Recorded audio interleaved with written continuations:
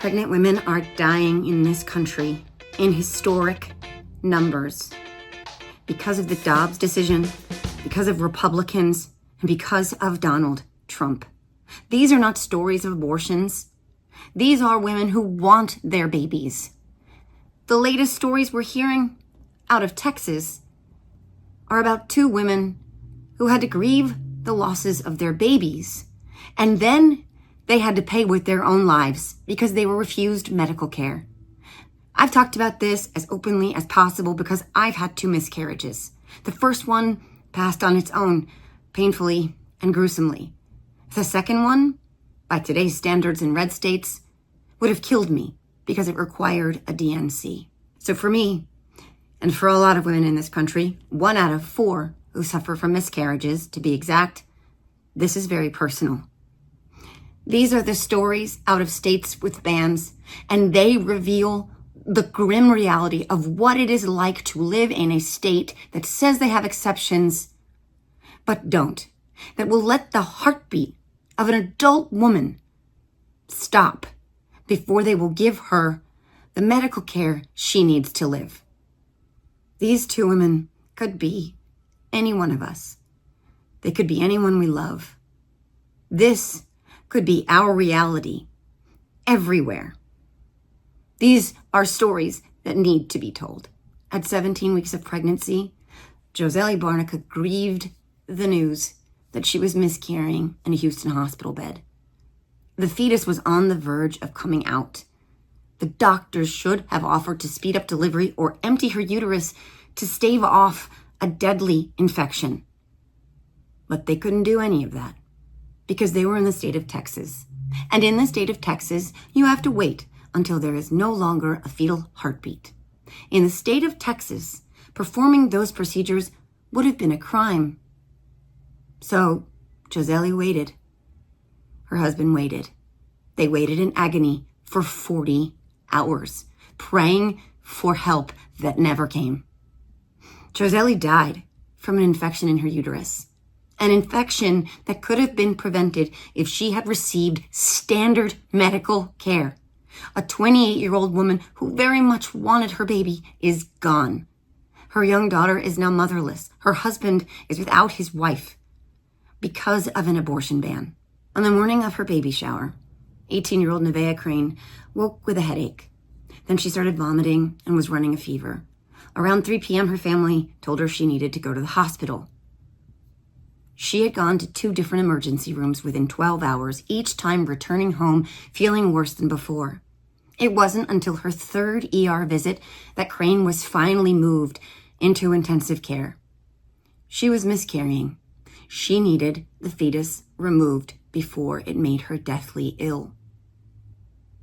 She was forced to have 2 ultrasounds to confirm that there was no fetal heartbeat. But by then, it was too late.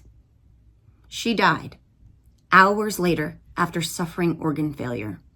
A nurse noted that her lips had turned blue and dusky. Nevaeh would have turned 20 years old this week. This is a reality in red states all over this country. It will be a reality everywhere if Donald Trump is allowed to take power again. Vote like our lives are on the line, because they are. I'm interviewing as many people as I possibly can for this podcast in the days up to the election, and it's hard to do their biographies justice. In an intro this week, I have the good liars. I have Tennessee General Assembly Representative and Senate candidate Gloria Johnson, and I have comedian Brett Terhune on the pod. The good liars are doing good work. Gloria Johnson is fighting for justice and standing tall for all who've been left out, left behind, or left without a voice. And Brent Terhune is making us laugh so that we don't lose our fucking minds. There are a lot of good people out there in this country. We have 4 days before the election, and I believe that right will prevail. I believe that goodness will win the day, and that democracy will survive. That is what I believe. Welcome for the first ever time to the Are You Effing Kidding Me podcast. Gloria, that's what I call my podcast. Tennessee General Assembly Representative and Democratic candidate for Senate and General Badass Gloria Johnson. Hello and welcome. Hi, and thanks for having me. So Tennessee is a state that's actually near and dear to my heart because, well, not my ex-husband, but my children's grandmother on their father's side was born and raised in Greenville. And Oh, so I got to go there to the house before they tore it down that she grew up in that did not have plumbing or electricity until she was, I think, a sophomore in high school. But Tennessee is gorgeous, absolutely gorgeous. First time I'd ever been there was way back in, I think, 2009, but absolutely beautiful state. yes, it is a beautiful state, and it's a state with beautiful people, and it's so discouraging to have my colleagues across the aisle spreading hate all across our state because it's not who everyday Tennesseans are. It's a travesty that they are using hate and division to divide Tennessee communities. It's so cynical and it's just a horrible situation we're in, but we're doing everything we can to beat it back. I And love that about you, and I appreciate that about you. And to that point about hate and division, when you announced your campaign for Senate, your launch video is one of my favorites of all time. It was straight up fire. Like I just think I shared that thing several times. I looked back at it in advance of our conversation today, and it is amazing. And you do talk about your dad. Fighting the KKK, and so what crossed my mind was just what you said, picking up on what you just said. Um, is your dad still with us? Is he still here? no, he is passed. Oh, I'm sorry about that. My dad too. But I wonder, what would your dad be making of this moment in time? You know, of where we are, but the intentional stoking of racial division that is coming from the right. Yeah. It's funny because my dad was in the FBI, he was very tight-lipped. He didn't say a whole lot about politics. And my assumption is he was a Republican. Hmm. But he was still huge on justice and fairness. Yeah. That didn't matter at that point. Racism is not okay ever, regardless of what party you were in. And, Hmm. I'm feeling that in my community. The Republicans that live in my district are not racist, but our elected Republicans in Tennessee absolutely are. And that is why we have had 3 times just this year Nazis come march in Nashville. Hmm. It's because they feel welcome from the language they're hearing from our governor, from Marsha Blackburn, from our supermajority. They say the same things about Black communities and immigrants that the Nazis on the streets in Nashville are saying. They feel welcomed by the language coming out of our elected officials, which I don't believe is where Tennessee families are. And I think you're right. I think that's not where most American families are. I think especially in, more rural communities, there has always been, I grew up in a rural community in New Jersey of all places, but there's always been this sense of community where some of those differences that you didn't talk about, you know what I mean? They didn't matter. When somebody was struggling, y'all came together and you helped them out. And if a family needed food. People would, bring food over if they needed somebody to watch the kids so that the mom could go to work. You did whatever it took. And these other things that separated us, they weren't even conversations, let alone things we thought about. It was about the humanity first. And I know that people of Tennessee are very good people, very decent people, very faithful people and moral people. And I wonder again too, like when they look around and they're seeing this constant poking and prodding and stoking of this stuff that doesn't jive with them, are they rejecting it? Are they pushing back against it? So I think that they are. It kind of looks different, but yes, racism, bigotry, misogyny has always been around, but it was sort of shameful to be that publicly. Mm. And these folks have made it okay. And it puts people at risk. I mean, there are LGBTQ people in Tennessee who don't feel safe. There are Black and brown people in Tennessee who don't feel safe, and they have good reason. And so, yeah, 15 years ago in my community, They just helped out.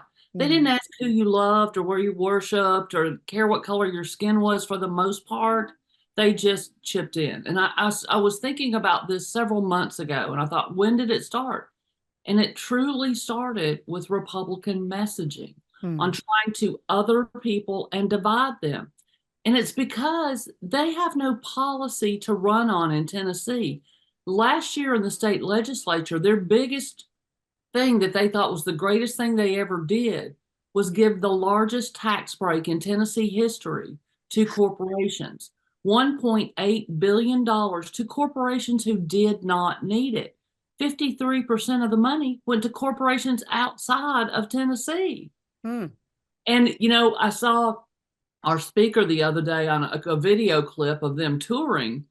And, you know, he was talking, it was just horrible, telling Christians to go vote. Christians had to go vote.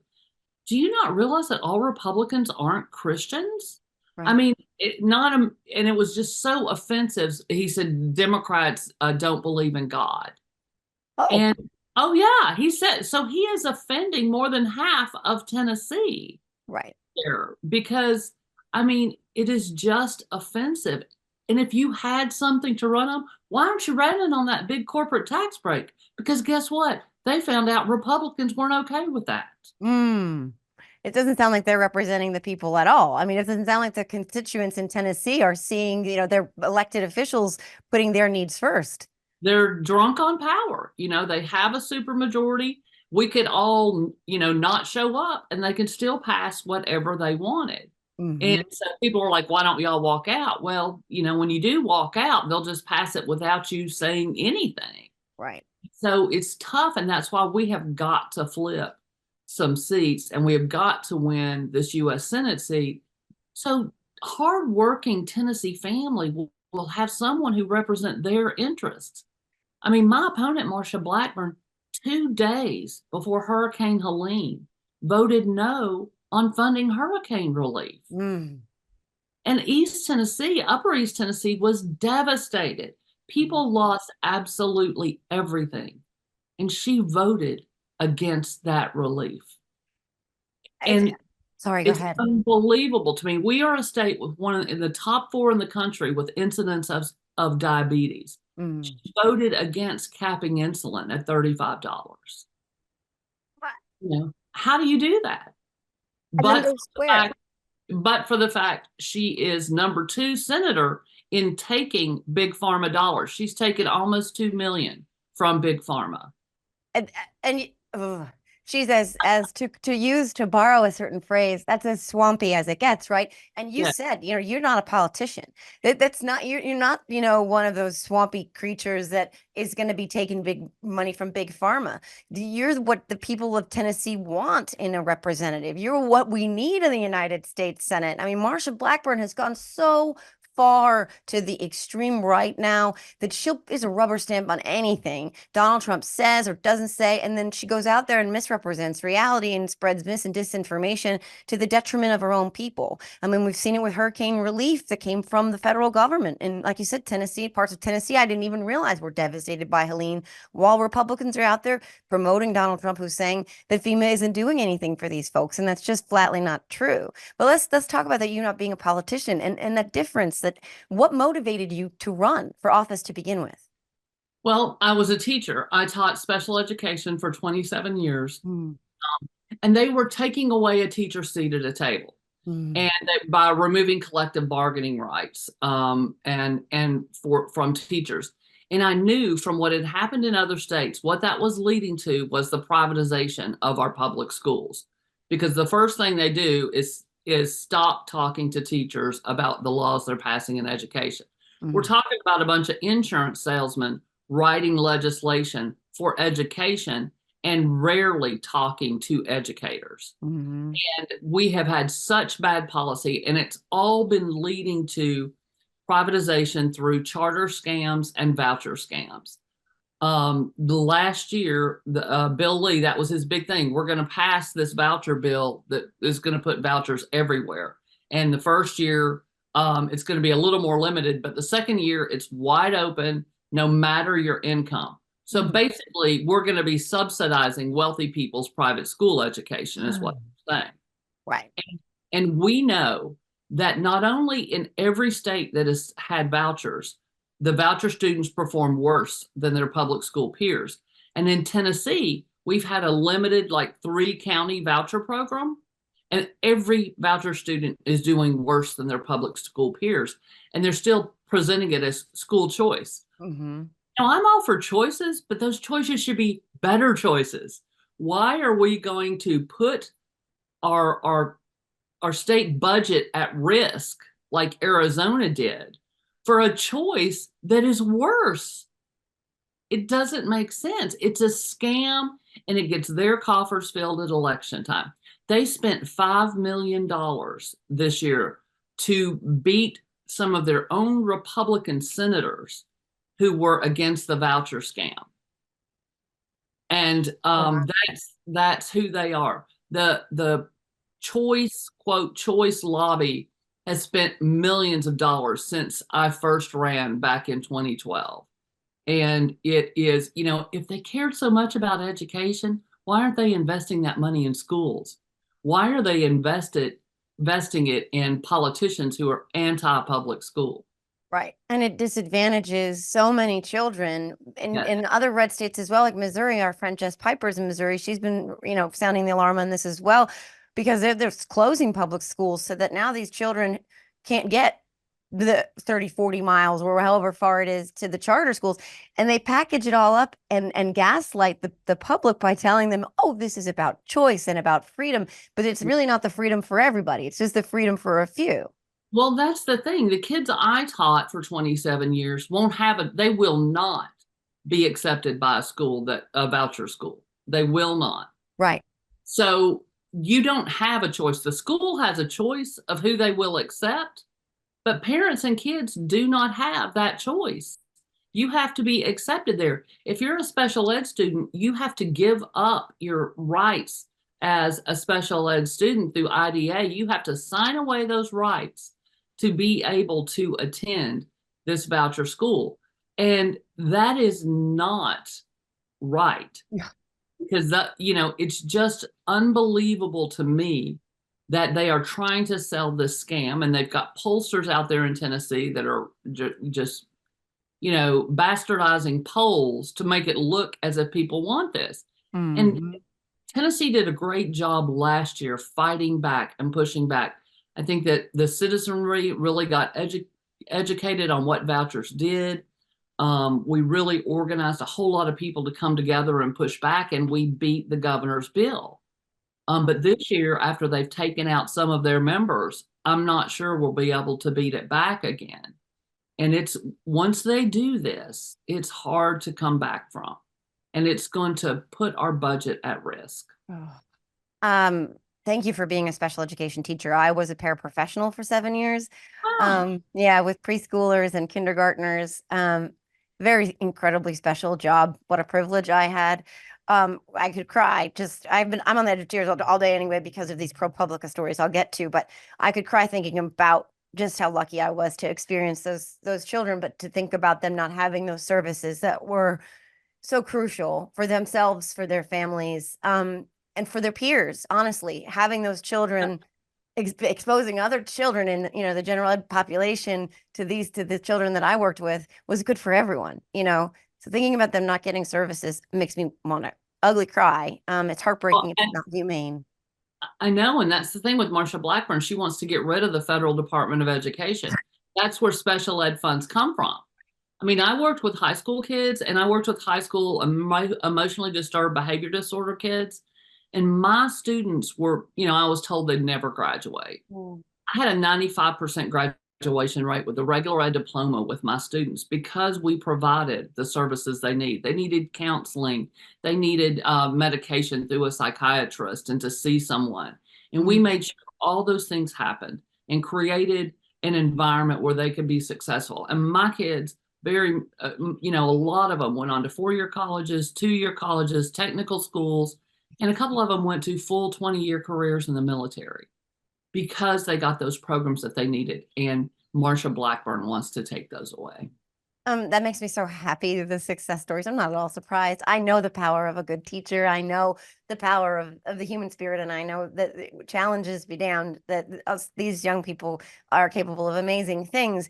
To your point about the budget, what they're spending money on, like what you value, what's that expression? You value what you highlight. I forget that expression, but A budget is a moral document, and it shows what you value as right, a state or as a country. Yes. right. And so what they value in many states is, instead of doing something about school shootings, about gun violence, they're armoring our schools, they're arming our teachers, they're turning dry erase boards into ballistic shields. I don't know if you saw this. There's like a trapper keeper that turns into a Kevlar vest. They're spending billions of dollars on lockdown drills and shooter drills and shelter in place drills. And there are a lot of people getting very, very rich right now off of the reality that they want us to accept, that is gun violence, particularly in our schools. And this is so crucial to me, to my knowledge of you, because as an educator, as a mom who after Sandy Hook never dropped my kids off at school without memorizing their outfit, you stood up in the wake of the tragic Covenant shooting with your colleagues, the Justins, and you were the Tennessee Three, and you said, enough is enough. And they paid a price for that, which has been rectified, but they still were expelled for standing up against gun violence in schools. But the priorities there, let's turn our dry erase boards into ballistic shields and arm our teachers, instead of putting money into the schools themselves and letting special education children get the services they need. Who wants that in America? Well, that's just what they do not understand. These legislators are so owned by the lobbying groups that they don't listen to regular people, because we've had, right before I ran, we had a Republican in leadership, a woman who was in leadership as a Republican, who voted against a particular gun bill that year. Well, she was gone the next cycle because the NRA spent $100,000 to take her out. And so they realize that can happen, and they care more about keeping their power than protecting their communities. And it's truly disgusting, because the thing for me is, like, if you've been in a school, if you've been in a classroom and know how it operates, we need to make sure that guns never get to the schoolhouse door. These folks want to bring the gun battle into the classroom. I was teaching at Central High School in 2008 in Knoxville when we had a school shooting and we lost a special ed student. And it happened in a room where their two police officers were there when it happened. Security is not the fix to this. The fix is making sure that we put common sense gun laws in place so that these guns never get to the schoolhouse door. Make sure that we have universal enhanced background checks with no loopholes. Let's have safe storage laws, for heaven's sakes. I mean, I've carried one multiple times, and I got the one that I typically run is based very similarly on an Alabama law. I thought, if Alabama can pass it, surely Tennessee can pass it. Right. And no, they kill it in the subcommittee every time. And then a red flag law that makes sure that people have the right to go back to court and they can go back to court as many times as they want to talk to the judge about how they came through a crisis. Maybe they've gotten counseling, or they're taking medication, to get the guns back. And red flag laws are temporary. It's a temporary removal of those weapons just because someone is a danger. And it's common sense. It's not taking away guns. I'm a gun owner. I have my father's service revolver, and I plan on keeping it. And you can have a gun to protect your home, and you can have guns to hunt, but you don't need an assault weapon to kill a deer. If you do, you probably shouldn't be hunting. I mean, Right. This is ridiculous. We can put common sense in place and still respect the Second Amendment for those who are okay to have guns. And the statistics bear this out. Gun owners largely support these measures. And we know in many cases, unfortunately, there were not red flag laws in place that would have potentially stopped a massacre from happening. But not just gun owners, the American people are in support of these measures. These are common sense measures, and no one is like, if they were coming for your guns, folks, we'd have them. Joe Biden would have had them by now. Kamala would have been in your house taking them out. They've been saying it for 30 years. Right? They're not coming for your flag either. They're not coming for any of that. Like if they were, they would have done it. But again, it goes back to them just not caring because they don't have any policies or platforms. They just don't care about the American people. They don't care about the people of Tennessee, and they're happy to vote against their own constituents. And we see that with Repro as well. So before I started this interview, I had to try to redo my makeup because I was reading the latest ProPublica story that came out about another preventable death in Texas.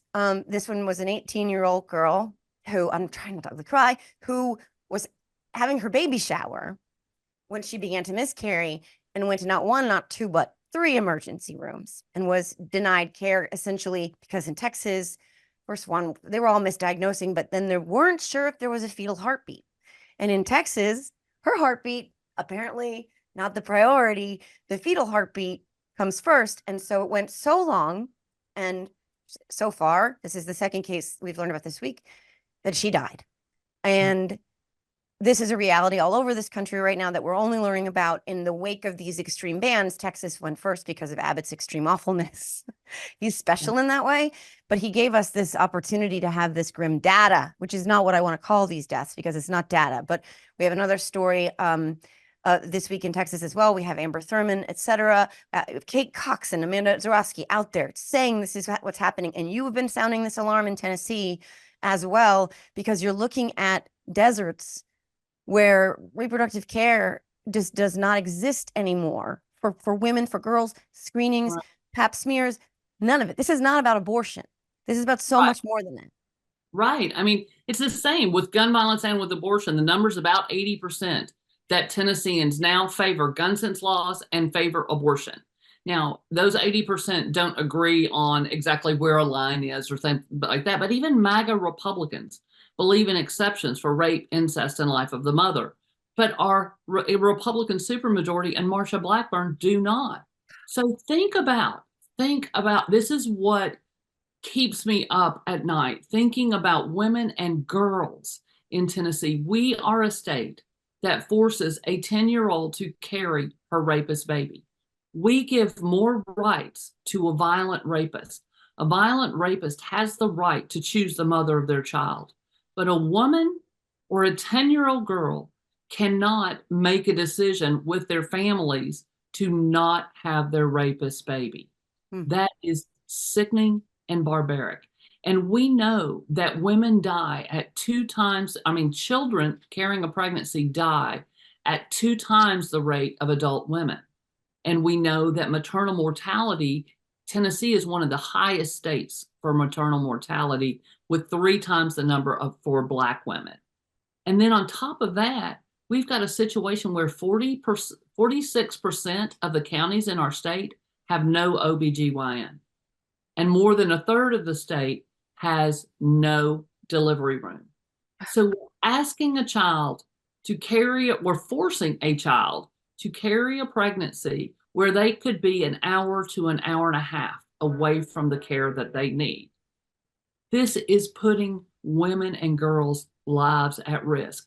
And now, since Dobbs, we had a 21% drop of people coming to Tennessee to do their OBGYN residency. So what we know about residents is more than half of them stay in the state where they do the residency because they meet people, they get invited into a practice. And so think of it, a couple years from now, we're going to have fewer, probably half of our counties won't have an OBGYN. Couple more years, 3/4 of our state won't have an OBGYN because they're not coming here because they risk their lives and livelihoods with, prison possibilities. and 15 years and being a felon. And we've set up this relationship in Tennessee where the closer a woman is to death, the safer the doctor is. That's insanity. Right. These people are lost. They're being lied to.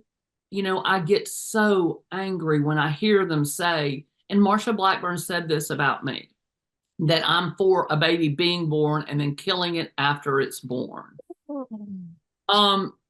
She's off her chain. I'm sorry. She is being ridiculous, and they're lying about this. That is clearly murder. We know that in that last trimester, when something happens, when it's not like somebody decorates their nursery and names their baby and then decides in the 8th month to have an abortion. That is a time when something has gone horribly medically wrong, and a woman and her doctor need to make that decision. But they can't even do that. And the only exception for women in Tennessee is ectopic pregnancy, molar pregnancy, and a dead fetus. None of those will ever become a baby. There's no exception outside of those if you get diagnosed with cancer or any of these things. And it is horrifying. It is putting women's lives at risk. And it's just dead wrong. This is not a country that goes backwards in rights. For 50 plus years, this has been the law. And we have literally said that Tennessee women are not equal. It's not freedom. That's not freedom. It's not freedom for me to have more rights in New Jersey than you do in Tennessee. This is the United States of America. It's not supposed to work that way, but it's also not freedom. Like, these are people who say they want freedom for your government to come into your bedroom, for your government to be in your doctor's offices. This is supposed to be the party of limited government. They want to be in all those decisions. They want to decide that your 10-year-old has to risk her own life to carry the rapist's baby to term that she would very much, I'm sure, as a rape survivor, who did not get pregnant, thank God, but very much like to move past, or at least try to heal from and survive. They're gonna make those decisions. It's not freedom, and it feels like a war on women. It feels like a war on women and girls. It is a war on women. There's no question. I mean, I see them every day online talking about getting rid of the 19th Amendment. These people hate women. Yeah. It's this white man's fear of losing power is what it is, because more women are running. But Tennessee, when I first started serving, we had 18% women in the legislature. Now we have about 10. We'll see how it shakes out after this election. But we have one of the lowest percentages of women, I think, in the country. And and there's a reason for it. And it's really frightening how hateful these people are being to women. It feels newer to me. I mean, I knew misogyny was always there, but I really do feel like these are the last throes of white men trying to keep their power. They're so afraid of a multiracial generation, and I think it's awesome. Yeah. That's what I saw at the Capitol when we went to the well. It was a horrible, horrible time. But what we realized is we felt so hopeful because the Covenant moms came, and then the people that came to support the Covenant moms, and they came, moms from Memphis came who were sick of gun violence, and from Knoxville and from all across the state, thousands gathered day after day after day and said, we are not, we've got to do something. And that's what, it gave us hope. When you see that multiracial, multi-generational, multi-partisan coalition coming together and saying, we will not be divided.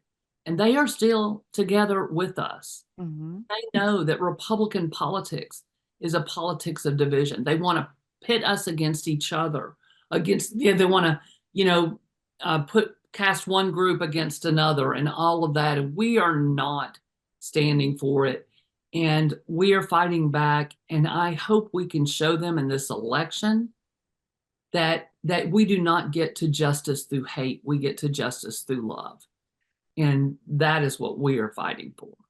And amen to that. And I think we agree that they're in the last throes of their little fingered grasp on power, because why it feels to me so desperate right now is because it's not just knocking on their door. They know women are here and it's our time. It's our time. We don't want to subject them or oppress them. We want to work with them. We want to work with them. They want the opposite. They see us, they see women like you, they see women like Kamala, and they go, we have to fight that with everything that we have. We have to keep that down. We have to suppress. It's an abuser. They're an abuser trying to make sure they keep their hands over the mouths of the women in this country. And women like Marsha Blackburn will help them. She will 1000% help them oppress women, and you will not. She's already voted against, I believe she was on record voting against IVF, et cetera, and codifying Roe. She voted against IVF twice. She voted against access to contraception. Yeah. She voted against the Violence Against Women Act twice. She voted against equal pay for equal work, even quoted saying women don't want equal pay. And I'm like, huh? What women is she talking to? And maybe that's why she keeps going around asking the definition of a woman. She doesn't know any. Don't know. But she is not talking to women out in her state, in her district. It is crazy. And she co-sponsored a federal abortion ban 3 times that had no exception for rape, incest, or life of the mother. 3 times. And voted against the child tax credit to boot. I mean, she has done literally zero. Actually, she's done negative because she hurt Tennesseans with her opiate bill that made it so much harder for DEA to get opiates off the street. And so they did a big expose on it in 60 Minutes because it was such a terrible bill. Yeah. And she goes, oh, well, those are unintended consequences I didn't know about. And then they interviewed the DEA, and the DEA said, oh, excuse me, we were in her office more than once telling her exactly what this bill would do. And so what is Tennessee? One of the top states in the country for opiate addiction. It damaged her own constituents. She refuses to have a town hall, hasn't had one in 8 years. And she refused to debate me. Multiple media outlets asked. She absolutely never responded to them. Wow. That's a weakness. Yeah. Cowardice. They're complete cowards. As a school teacher, the one thing that bullies are ultimately cowards. Yes. This Republican MAGA group are bullies. Yep. Which means they are coward. They are scared. If your skin is a different color than yours, they are scared. If you're a woman, they are scared. If you're LGBTQ, they're scared of anything they can't understand or don't you disagree with. Then I go, well, that's why they want guns everywhere. They can't go outside the house without one because they're so afraid of the beautiful diversity around them.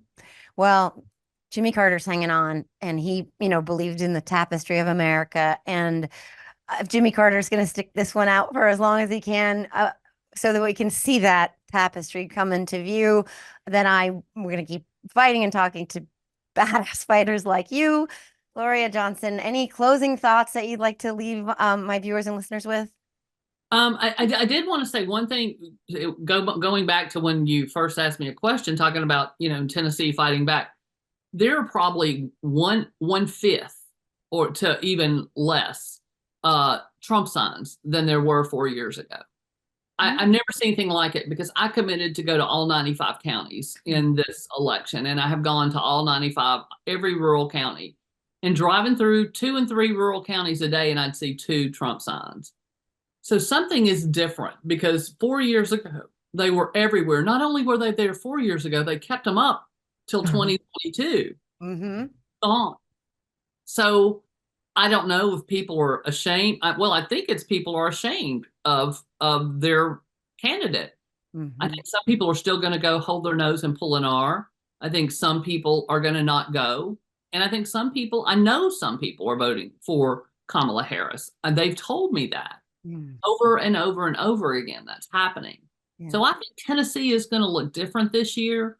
I just want people to get out there and vote because democracy is on the ballot. And we know what losing democracy looks like in Tennessee. Just take a look at our supermajority. And we have got to get out and vote for people that respect the human dignity of every single person who lives here, not just the wealthy and well-connected.